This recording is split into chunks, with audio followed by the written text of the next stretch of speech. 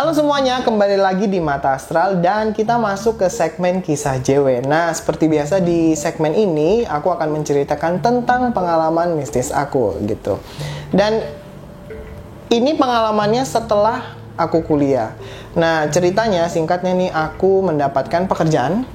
Aku mendapatkan pekerjaan baru dan aku itu harus pindah ke tempat tinggal yang lebih dekat lah dengan kerjaan aku gitu. Akhirnya aku memilih salah satu kosan di dekat kerjaan aku itu. Dan pada saat aku sampai di kosan itu, nah suasananya enak, lingkungannya ya cukup luas juga. Di situ ada parkir mobil, itu juga ada parkir motor di situ. Dan pada saat aku masuk ke dalam kosan itu, petugasnya ramah. Petugasnya penjaga kosan lah, penjaga kosannya ramah. Itu kamarnya banyak loh. Itu satu lorong itu bisa mungkin ada 20 sampai 30 kamar. Dan orang-orang di sana yang tinggal di sana ternyata ramah-ramah. Jadi kalau ada orang baru datang mereka pasti nyapa. Ya jadi lingkungan seperti itu bikin enak yang datang seperti itu. Nah, akhirnya aku lihat nih salah satu kamar itu dan ya udah akhirnya aku deal. Karena memang dari gambar pun aku udah suka gitu ya. Dan pada saat aku datang pun, oh ternyata suasananya enak gitu dan kamarnya pun nyaman seperti itu. Muat lah untuk barang-barang aku yang lumayan banyak seperti itu kan. Nah ceritanya, singkatnya ini aku udah pindah nih. Aku udah pindah ke kosan baru ini gitu. Baru mungkin sekitar 3 mingguan itu kan kita ada dapur umum ya. Nah dapur umum itu biasanya nih banyak yang nongkrong di situ tuh, ibu-ibu tuh. Kalau kita lagi masak tuh suka ngobrol gitu. Nggak kenal pun kita ngobrol gitu. Jadi ya kekeluargaan lah seperti itu. Dan pada saat aku masak gitu ya, aku ada dengar salah satu ibu-ibu yang bilang kalau salah satu penghuni kosan ini itu sering sakit-sakitan. Dan itu mungkin sakitnya udah sekitar 3 bulanan seperti itu. Sakitnya itu dia tidak bisa keluar dari kamar dia. Karena kalau keluar dari kamar dia tuh muntah, badannya tuh bener-bener nggak enak gitu. Dan intinya adalah dia harus selalu stay di kamar itu gitu. Ibunya sih nggak menceritakan yang detail seperti apa gitu ya. Dan karena abis dengar cerita itu aku penasaran.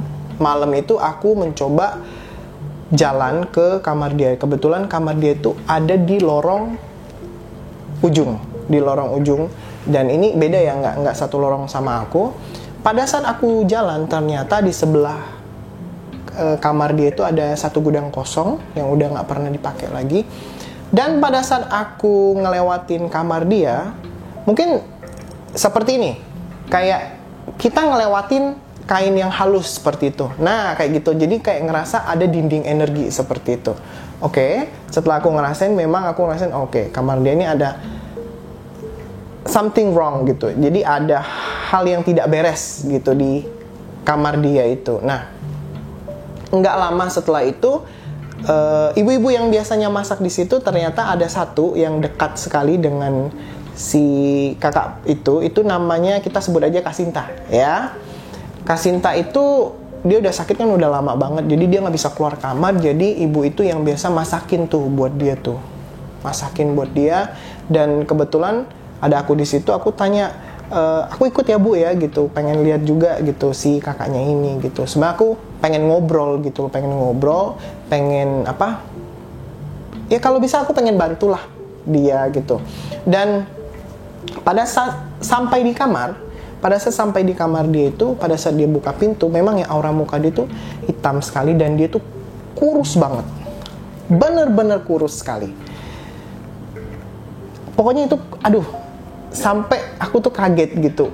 Kok bisa sampai sekurus itu gitu loh. Dan pada saat dia buka kamar, memang ya ada bau-bau yang tidak enak itu di kamar dia. Pertama, aku mencium bau busuk. Terus kedua, seperti ya bau pesing seperti itu, di situ. Dan karena nggak tahan gitu kan ya. Jadi aku berusaha untuk nahan itu sebenarnya. Aku pengen ngobrol sama Kasinta itu. awalnya gitu kan ya, pengen sekali membantu dia gitu kan ya, tapi ada di satu sisi aku kayak takut dia nggak bisa nerima itu. Mungkin bisa dia nambah kalut, nambah kacau atau apa gitu, dan juga ditambah dengan bau yang sangat tidak sedap. Akhirnya aku pamit kayak gitu, aku nggak jadi untuk masuk ke kamar si Kasinta ini. Nah setelah dari kamarnya Kasinta itu, aku balik lagi ke kamar aku gitu kan ya, mikir sih sebenarnya gitu, memang ada yang tidak beres dengan kamar dia gitu. Dan akhirnya aku memilih untuk diam saja, karena ya seperti tadi ya, aku tidak mau kayak menakut-nakuti seperti itu, karena hal seperti ini belum tentu bisa diterima sama semua orang gitu kan. Dan nggak lama kemudian nih, setelah beberapa bulan gitu, akhirnya Kasinta ini dipaksa untuk keluar dari kamar itu. Biarpun dia muntah atau apa, dia tuh benar-benar harus dipindahin dari kamar itu. Nah, kejadian itu si ibu-ibu yang suka masak itu, dia bilang, iya dia dipaksa harus keluar dari kamar itu. Akhirnya dia pindah, masih di lorong itu, cuman di kamar yang ujung gitu, bukan di kamar itu lagi gitu kan. Nah, dan kamar itu kan kosong nih, ya kan. Akhirnya si yang punya kosan nih nanya nih, karena aku memang lagi nyari kamar lain gitu, pengen nyari kamar yang lebih besar gitu. Dan kebetulan dia nggak tahu, mungkin ya aku tahu tentang kamar itu. Akhirnya ditanya ini, mau nggak di kamar ini ada kosong, orangnya baru pindah gitu. Oke, boleh, coba ini kesempatan aku untuk masuk ke dalam kamar itu ya. Dan pada saat aku masuk ke kamar itu, memang ya bau busuk itu masih ada gitu kan ya, memang deh. Dan kondisi kamar itu juga banyak kecoa. Padahal dia baru pindah loh, baru pindah beberapa, nggak berapa lama lah gitu kan, baru pindah ke kamar lain seperti itu. Dan ternyata di kamar itu ada satpam yang biasanya tidur di ranjang itu. Pada saat aku masuk gitu kan, ranjang dia ada di sebelah kanan, dan pada saat aku lihat ranjang itu ada sosok laki-laki ya, nggak ada rambutnya, botak gitu, tapi cuman setengah badan aja. Dan kondisi itu dia baring di ranjang seperti ini. Dia baring di ranjang, ranjangnya cukup gede, mungkin queen size gitu ya ranjang itu. Dan aku tanya nih sama satpam yang kebetulan nemenin aku untuk melihat kamar, Bapak biasa tidur di sini ya, aku bilang kan. Terus dia bilang, iya gitu. Nggak ngerasa apa-apa, Pak? Ya kalau udah naik ranjang ini ya, katanya males untuk bangun gitu loh. Males untuk ngapa-ngapain. Pokoknya pengennya baring aja terus-terusan. Terus dia bilang juga, kalau di kamar ini, kalau udah tengah malam tuh sering ada yang kayak ngetok pintu, terus ngetok dinding, terus kalau pintu dibuka nggak ada siapa-siapa. Sedangkan kondisi di kiri kanan kamar itu, kanannya adalah gudang, kiri ini adalah kamar kosong, ya kan, maksudnya belum ada yang nempatin seperti itu. Kenapa aku mau di sini? Karena kamar ini gede, lebih gede dari kamar aku sebelumnya gitu kan. Terus akhirnya pada saat aku masuk ini, satpamnya keluar nih di depan pintu, ya kan. Aku mencoba untuk ngobrol sama sosok yang ada di ranjang itu. Aku bilang, kenapa di sini, kenapa gangguin Kasinta seperti itu? Karena memang tujuan aku masuk ke kamar itu sebenarnya selain untuk ngelihat kamar, pengen tahu juga gitu kan kondisi kamar yang selama ini udah bikin aku penasaran seperti itu. Namun sosok itu nggak ngomong apa-apa gitu kan. Dan setelah itu akhirnya aku bilang ke satpam untuk, ya udah Pak, saya ambil deh kamar ini gitu kan ya, biar aku bersihin gitu loh. Tapi aku nggak ngomong kalau aku pengen bersihin gitu. Cuman aku minta untuk ranjang ini dikeluarin. Saya mau pakai ranjang saya aja gitu. Aku ngomong ke si satpam itu. Oh oke, siap gitu kan. Akhirnya besokannya dikeluarin, ranjang aku dimasukin yang baru gitu kan.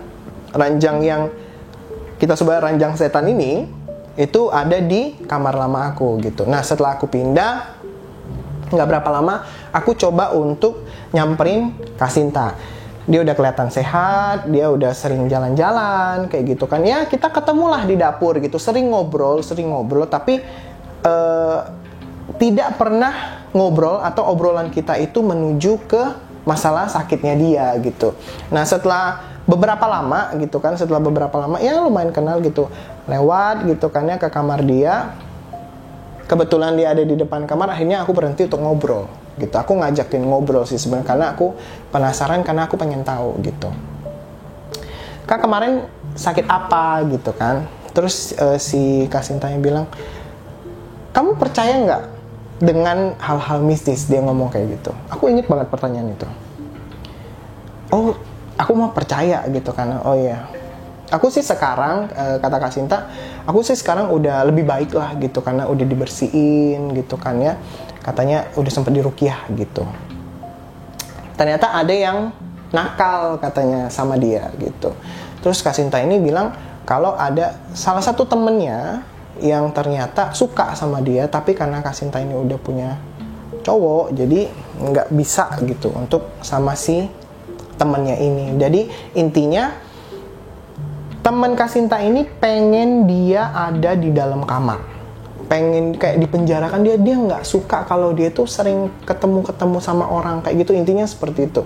Itu kalau dengar cerita dia kayak aduh, temennya agak freak juga gitu kan ya, sampai pengen mencelakakan dia. Bener, Kak Sinta itu jujur pada saat pertama kali aku ketemu dia di kamar yang ada ranjang setannya itu bener-bener kurus banget. Nah setelah dia pindah nih ya berapa bulan gitu ya udah mulai berisi lah gitu, udah nggak sekurus sebelumnya seperti itu. Terus dia bilang, Kak Sinta bilang gini, kamu yang sekarang ada di kamar itu ya? Iya. Emang nggak takut katanya? Enggak, aku bilang itu udah dibersihin, kata aku. Kamarnya udah dibersihin, kemudian ranjangnya juga udah dikeluarin gitu kan. Dan ternyata gitu kan ya, ternyata ranjang itu udah dibakar gitu. Jadi udah nggak ada lagi ranjangnya. Dan sebenarnya Kak Sinta nih dia nanya sama aku gitu, kenapa kamu nggak ngomong, katanya gitu kan. Aku bilang sebenarnya aku tuh pengen ngomong, cuman takut aja Kak Sinta tuh nggak percaya, kemudian nggak pengen apa ya, jadi makin takut seperti itu dianya. Oh nggak apa-apa gitu kan kata dia. Dan sebenarnya dia juga sekarang udah sehat, dan dia pun tahu nih, dia udah tahu sekarang siapa yang ya ibaratnya guna-gunain dia seperti itu. Tapi ya sudah dimaafkan seperti itu. Jadi setelah ngobrol sama Kak Sinta pun aku pulang ke kamar gitu kan ya. Aku pulang ke kamar sempet sih, dan sampai sekarang pun kalau misalnya kepikiran gitu ya, sebenarnya nggak cuman kamarnya doang yang ada something. Sebenarnya di gudang sebelah kamar Kak Sinta itu pun, atau yang jadi kamar aku itu juga ada sesuatu gitu. Aku memang sering ada dengar perempuan ketawa seperti itu ya.